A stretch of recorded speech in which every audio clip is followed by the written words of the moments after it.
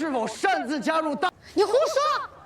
哎，他才是人民。Top 10 Best Scenes from 3 Body Problems Season 1 Volume 1. Here is another top 10 video compiling the very best scenes from 3 Body Problem. Kindly subscribe and turn on the notification, give us a thumbs up and leave a comment, tell us which scene we might have missed. 1. Yi Zhitai tormented by Mao Zedong's Red Guards. In 1966 in Beijing, during the height of the Cultural Revolution, when Red Guards loyal to Mao Zedong dragged professors they considered rivals of the class onto the stage, where they were publicly degraded and tormented during sessions of mass conflict. One of the victims is introduced to us by the show quite quickly, Yi Zhitai, an academic at Tsinghua University who teaches physics and is cruelly punished for his ostensibly counter-revolutionary views, such as Big Bang Theory lectures. Even his wife has turned against him. Forced to confront him publicly, she is forced to appease the escorting Red Guards.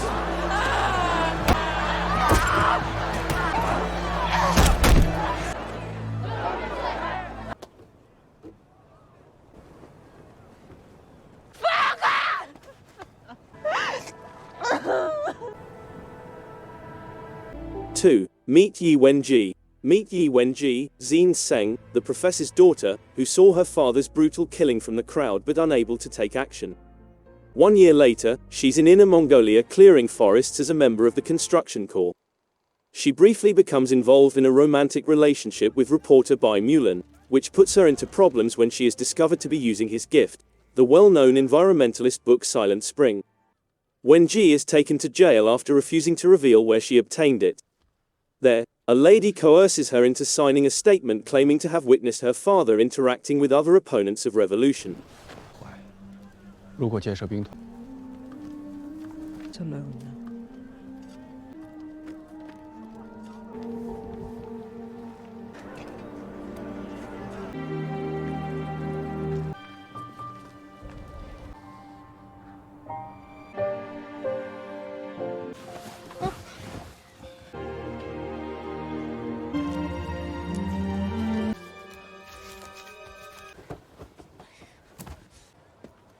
连长，对不起。这是不是你的？你最好老实交代。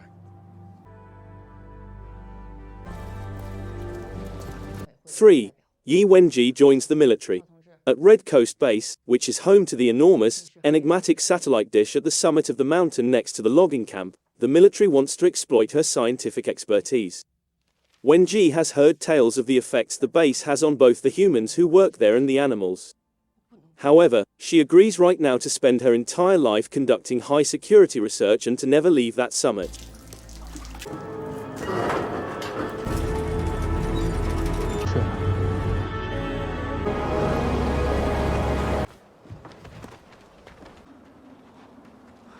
是红岸基地的总工程师杨卫宁。 extensive of The possibly 本来面临的审判就是最……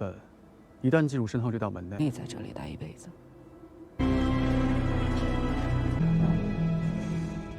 4. What's the Oxford Five? A group of scientists Clarence refers to as the Oxford Five, make up the third cluster of characters in this three-pronged drama, or this three-body dilemma, if you will, boo tomato. Since learning under Vera Yi, most of them have gone their own ways, but others have remained close, such as best friends Jin Cheng, Jess Hong and Orbi Salazar, Isa Gonzalez. As Orbi transitioned to the applied sciences and founded a nanotechnology business, Jin pursued a career in astrophysics, examining studies conducted at particle accelerators worldwide. Next are Will Downing, Alex Sharp, a teacher who has never acknowledged his long-standing affections for Jin, Saul Durand, Giovanna Depo, who worked as Vera's lab assistant, and Jack Rooney, John Bradley, better known as Samwell Tarly from Game of Thrones, who left the industry completely and made wealthy from potato chip sales. Okay, so it's a hardware issue about you. These It's probably high as fuck. 试过。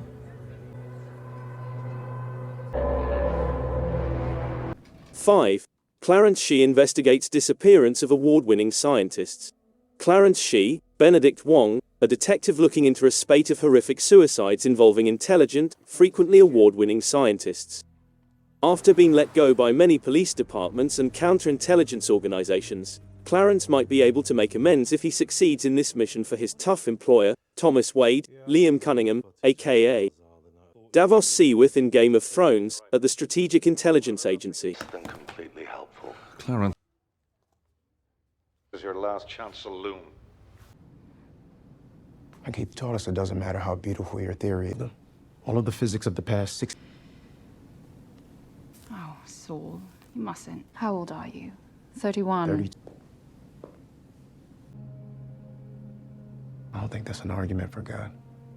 6. Professors Reunion. The 5 professors reunite at Vera's burial after she becomes the latest scientist to take her own life. They make the following conjectures on the possibility that their former mentor's sadness was directly caused by the current physics crisis. The main particle accelerators were shut down a month ago after they began producing absurd, illogical findings that defied science. Saul is especially impacted because he was already concerned about his unrealized scientific potential. What is it? Like all the fucking time.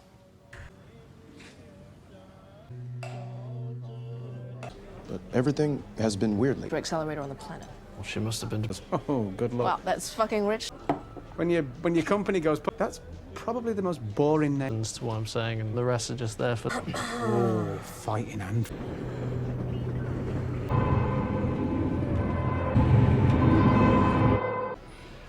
I'm just gonna grab a stick. How far's it got? Do you have left? You put an end to your work. Tell you what.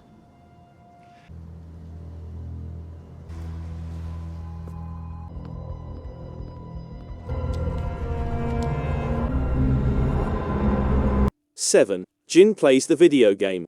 Jin discovers more about Vera's current mental state when she goes to see her mother, Yi Wenji, Rosalind Chow.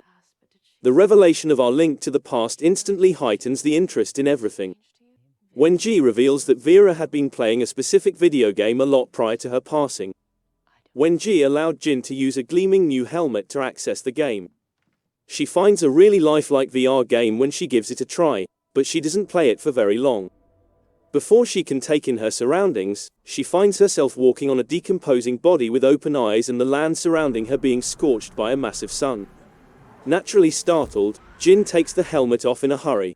Once more, it's completely unknown how this video game may be related to anything else at this time. 8. Augie's and her vision of flashing lights. Augie's storyline's events are much less understandable. She first notices flashing lights in her field of vision whenever she turns her head while out one night with Jin. Like many of the scientists who ultimately turned to suicide, she envisions a fiery countdown as the lights focus into precise forms. The neurologist is of little use, and the statistics just never stop, frustrating in their endlessness. That countdown motif has a lovely horror quality to it because of the effects, the eerie music, and the suspense around what will happen when the time runs out.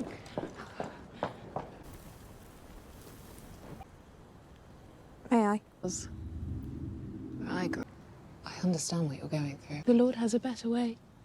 9. Saul decodes Augie's flashes.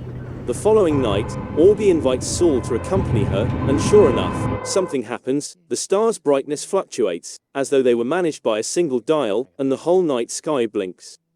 Saul interprets the flashes and decodes the message in Morse code using the antique cereal box decoder that Augie got from the woman. Unsettlingly, Augie is witnessing the same countdown that she goes through every day unfold on a cosmic scale for everyone to watch. Wade thinks, that's our enemy, Clarence. 10. The Red Coast Project. Yi Wenji now working at the Red Coast Base, which is home to the enormous, enigmatic satellite dish at the summit of the mountain next to the logging camp. Wenji receives a briefing on the real purpose of the Red Coast Project on Yang Weining's advice as chief engineer. The purpose of the initiative is to communicate with whomever is out there, not to develop weapons. Survives. 没有必要。